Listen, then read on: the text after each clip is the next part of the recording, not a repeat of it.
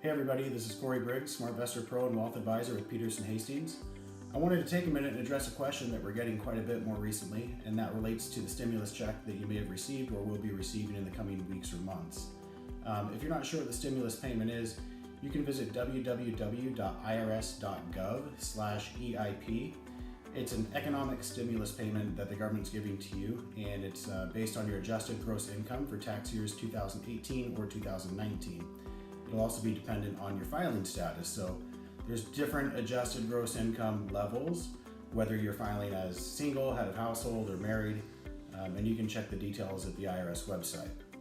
For those that have found that they've qualified for the stimulus payment, or maybe they've seen the deposit in their bank account, if you're working the baby steps, we want you to know that it's okay to take pause. If you're on baby steps 1 through 3 and you're aggressively working the debt pay down through the debt snowball method, or building a savings cushion, we can take a pause right now if your work circumstances have drastically changed. And by that I mean if you've had a reduction of hours, you've been furloughed, or maybe even laid off.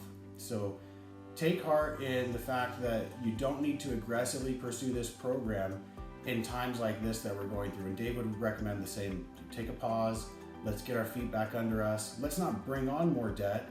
Let's continue to make the same minimum payments on our debts.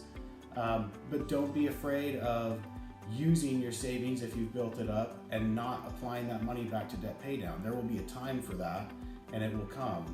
But for now, we need to be okay with taking a pause in the program.